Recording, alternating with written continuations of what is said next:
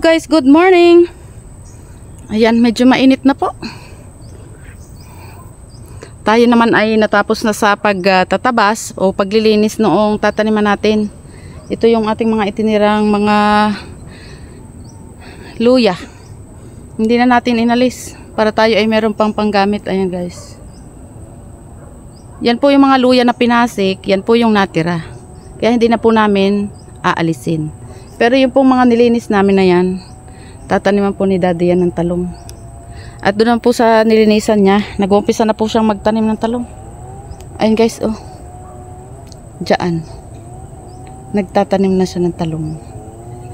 Medyo mainit po na may kaunting ambon din sa kubo or sa bukid. Ayan na guys, oh. Ayan.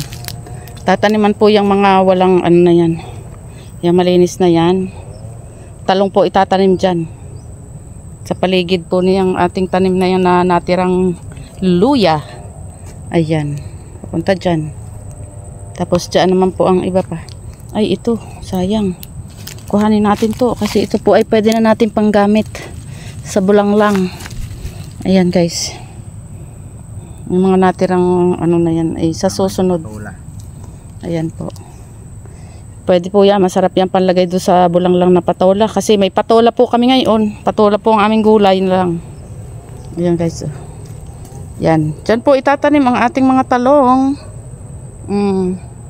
Yan po yung aking natapos na linisan.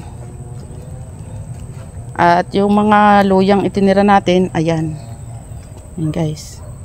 Ayan. Yan po yung aking nalinisan. Natataniman din po yan ng mga talong. Tapos si Daddy naman po din ay nakahukay na din sa kanyang mga nilinis na ito. Ayan, si Daddy ang naglinis dyan. Tapos tinataniman na rin po niya. Pagkahukay po niya, di diretso tanim na po. Para hindi po matuyo ang lupa. Kasi po ay medyo mainit na ngayon. Ayan, 4 pong hilera din ang pataas ang nilagay ni Daddy. Ayan, may tanim na ito. Taniman na ni Daddy. Yan po ang 4 na hilera. 2, 3, 4. Bukod pa po yung itatanim doon sa nilinisan ko doon. Ayan. Doon guys yung nilinisan ko sa padulo. Dito si Daddy naglinis. Ayan. Pagkalinis po niya, hinukaya na rin niya. Tapos nilagyan na rin po ng tanim. Ari pong isang hilerang ari pataas. May tanim na po. Ayan. Papunta doon. Sa pangalawang hilera na siya. Siya na po ay pagano naman ang punta niya pagano. Pabalik, pagano. Tapos pabalik. 4 pong hilera yan na tig 1, 2, 3, 4, 5. Bali 20 piraso po or 20 puno yan. Ayan guys. May tanim na itong unang hilera.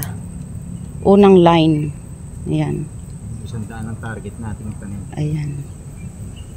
Mga 100 puno po siguro ang aming itatanim. May naitanim na din po doon sa kabilang tanim. Mga 40 puno ba Daddy yun?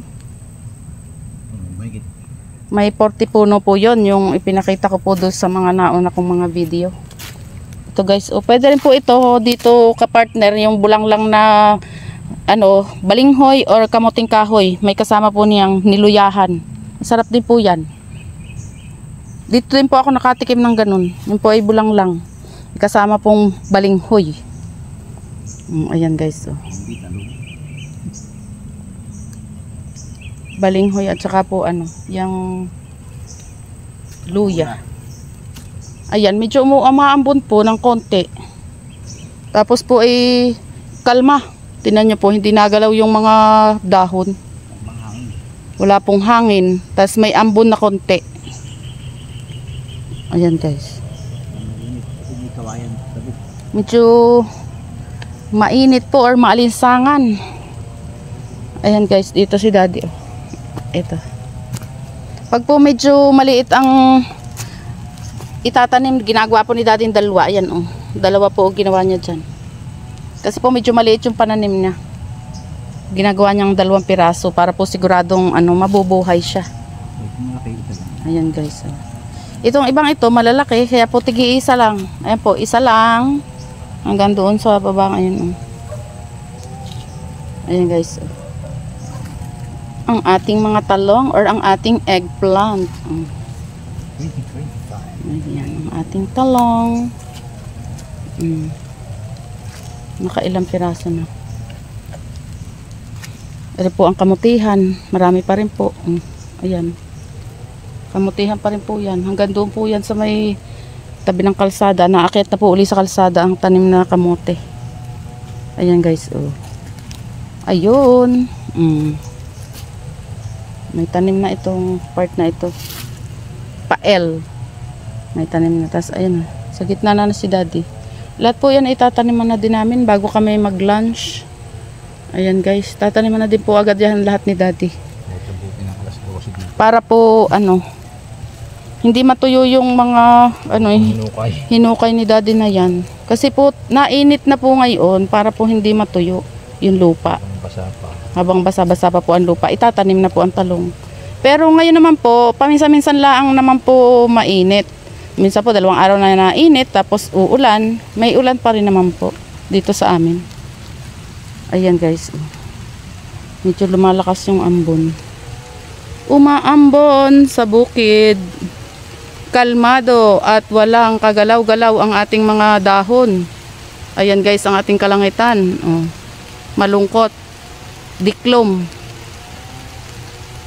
At ayan ang ating mga tanim. Ayan guys. Tataniman po yan hanggang doon mamaya. Katapusin namin yan bago kami mag-lunch. Ayan na guys. Oh. Malapit nang matapos ang ating pagtatanim ng talong. Ayan na. At sa sunod ay magdadagdag pa ulit kami ng tanim. Ito yung aming mga talong. Maliliit pa yung iba nasa punlaan. Marami pa po doong pwedeng itanim sa punlaan. Maliliit pa nga lang po.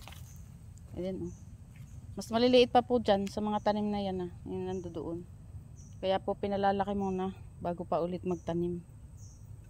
Ayan guys, dyan may tanim na rin po yan. Ayan.